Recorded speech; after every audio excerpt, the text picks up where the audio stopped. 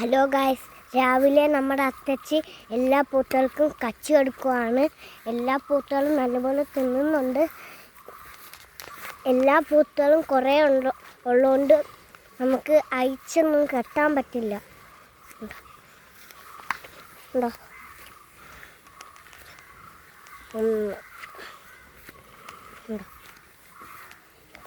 നല്ല പൂത്തകളാണ്. ഇല്ല കേട്ടോ, അങ്ങ് എല്ലാം നിൽപ്പുണ്ട് കേട്ടോ.